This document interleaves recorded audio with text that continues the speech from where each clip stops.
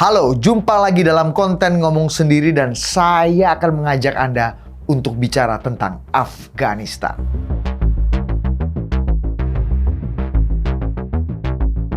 The Taliban said women had to wear a face veil whilst in public. Women's rights in Afghanistan are certainly under attack after the U.S. withdrew last August and the Taliban became the rulers of the country. Taliban in Afghanistan have ordered all women TV anchors to wear face coverings on screen. Taliban has ordered that any woman going out in public will have to wear a burqa.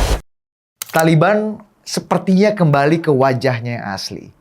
Sepertinya memang Taliban ingin membentuk sebuah identitas baru yang quote-unquote lebih islami di Afghanistan. Sejalan dengan pandangan garis keras dari kelompok itu. Tapi tunggu dulu, saya koreksi.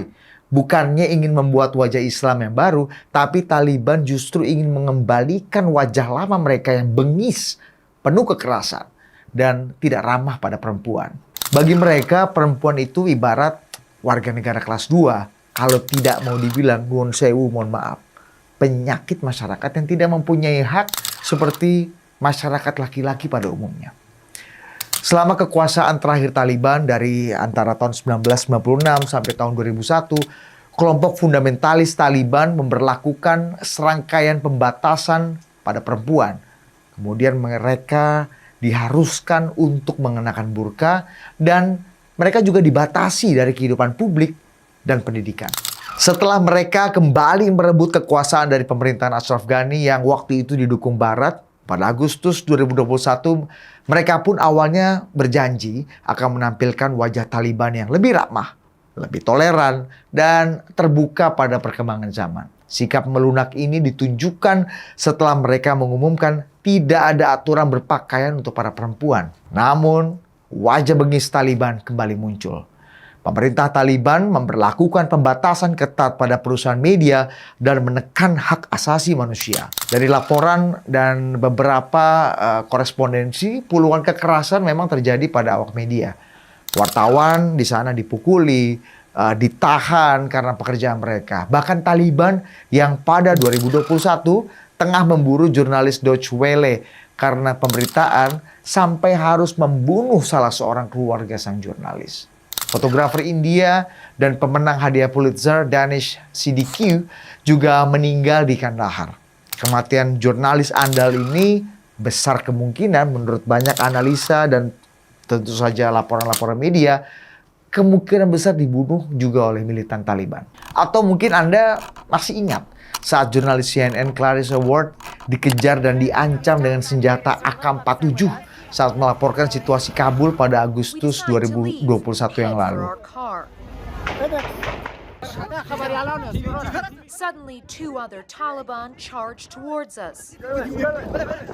You can see their rifle butt raised to strike. Di bulan yang sama, sempat juga ada sebuah video viral di mana para milisi Taliban berdiri membawa senjata di belakang seorang penyiar berita televisi Afghanistan bernama Mirwais Haidari. Belum lagi kalau kita bicara masyarakat sipil ya, anak-anak perempuan dan tentu saja perempuan dewasa banyak kehilangan hak-hak mereka, yaitu pendidikan, pekerjaan, dan yang paling prinsipil, kebebasan. Saluran televisi juga telah berhenti menayangkan drama dan sinetron yang menampilkan perempuan atas perintah otoritas Taliban. Jadi nggak ada lagi tuh sinetron-sinetron dengan wajah perempuan yang apalagi berpakaian terbuka ya.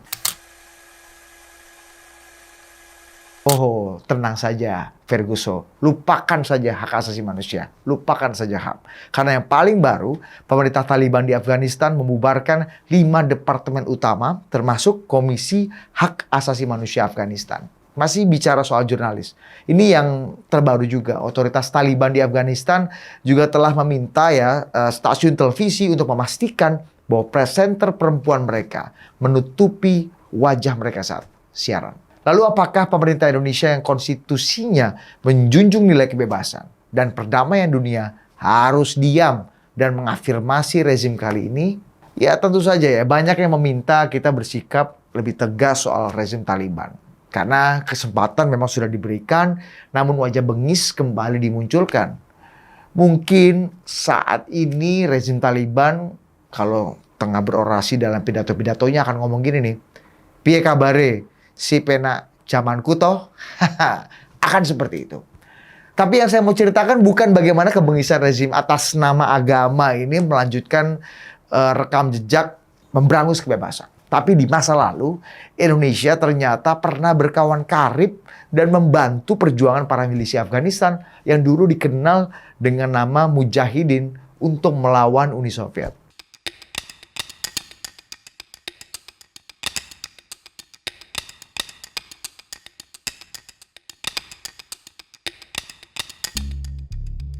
Pada waktu itu ya, kita mundur sejenak ke belakang di era tahun 70-an akhir dan 80-an.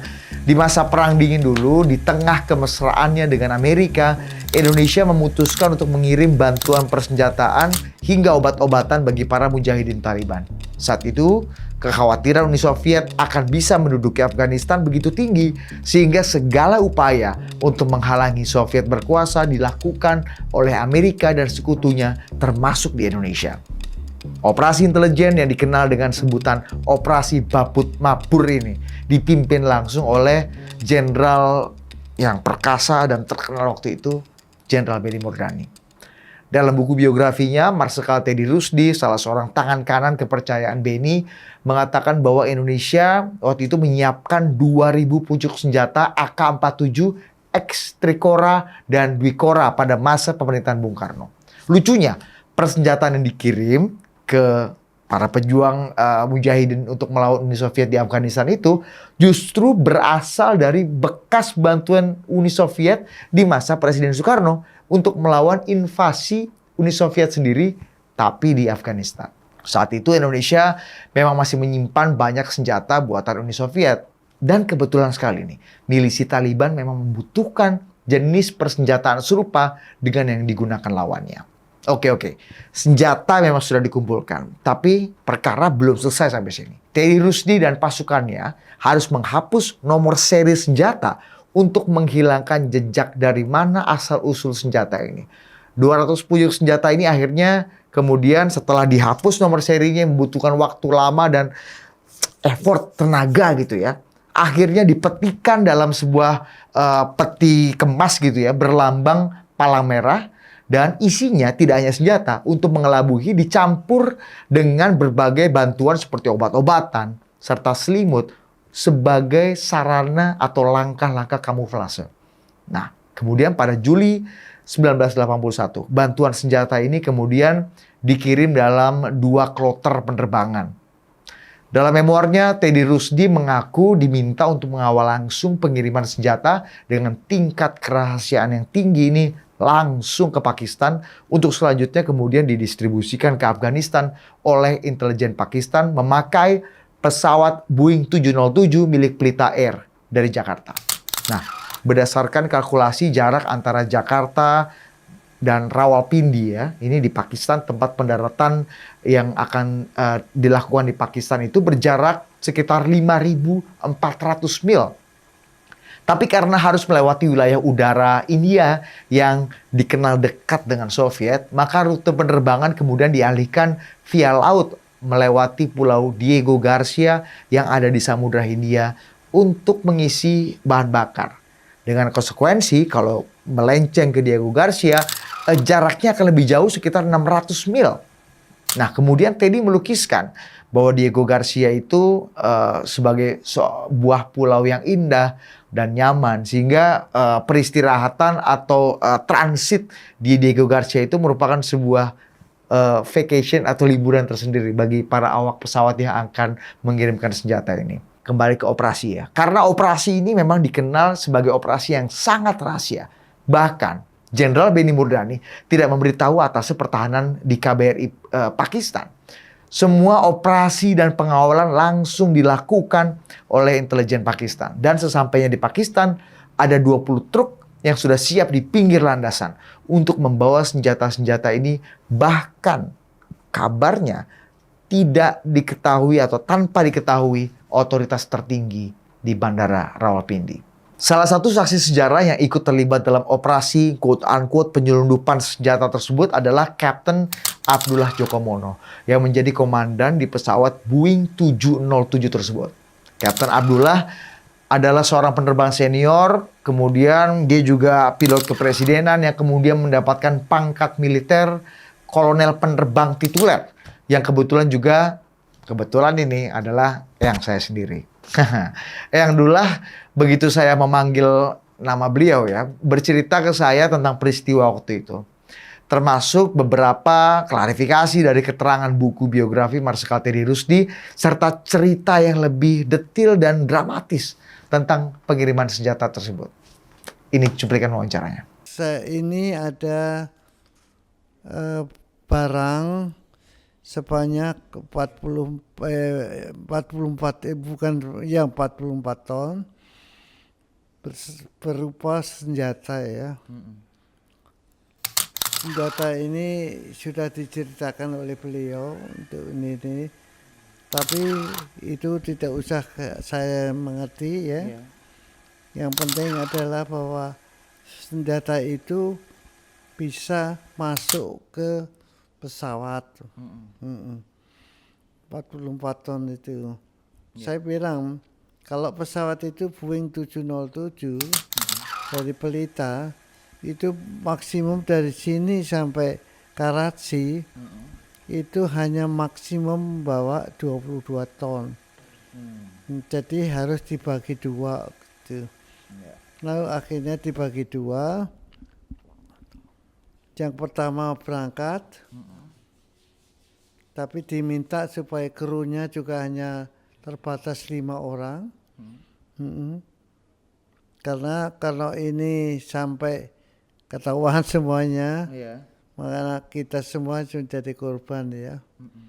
Jadi kalau ketahuan nggak akan diakui bahwa ini jadi operasi pemerintah Indonesia gitu ya? Enggak. Berarti terancam bisa dipenjara atau dihukum dong, Eyang, kalau ketahuan gitu misalnya? Hanya begini, saya punya barang sebanyak 44 ton. Dan saya harus membawa barang tersebut ke Pakistan. Nah, saya minta kamu supaya bisa merencanakan barang-barang itu bisa dibawa ke Pakistan Tanpa harus orang tahu. tanpa orang tahu. Apakah Eyang tahu apa isi dari barang-barang yang dimaksud sama Pak Beni waktu itu? Kalau isi saya tahu, itu adalah senjata semuanya bekas Trikora yang akan dikirimkan ke sana. Dan itu sudah, karena saya ikut hubungan, jadi saya bisa lihat bagaimana mereka merombak gitu ya, senjata-senjata itu, sampai saya bisa mengerti bagaimana. Karena Pak Beni mengatakan usahakan kru itu minimum ya, minimum itu 5 orang saja. Lalu kita laporkan bahwa akan membawa gitu ya. Lalu saya rencanakan kalau saya mau ngomong begitu saya salah. Maka saya karena isinya harus spare part, maka saya ngomong kita harus membawa spare part dari Jakarta ke Marseille.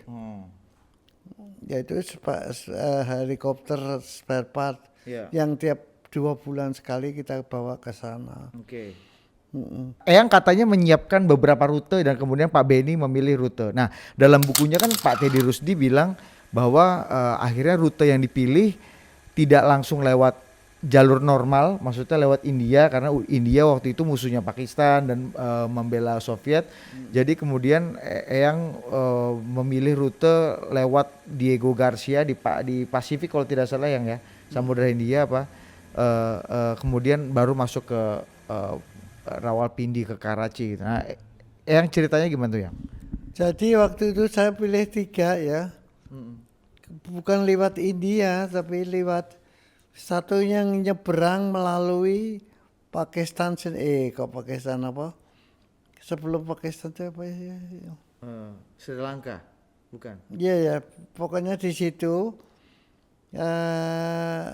lewat dulu, kemudian yang kedua lewat Garcia, yang ketiga internasional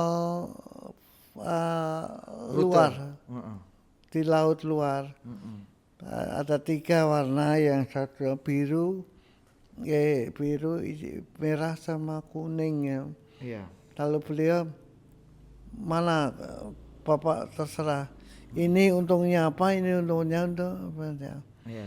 Kalau yang di luar itu memang bebas ya. Iya. Tapi bahayanya adalah Pak, bahwa kita diintercept oleh pesawat Amerika. Yang kedua, melalui Garcia itu kita mesti harus landing karena bensinnya terlalu kurang ya. Iya. Karena itu 22 ton.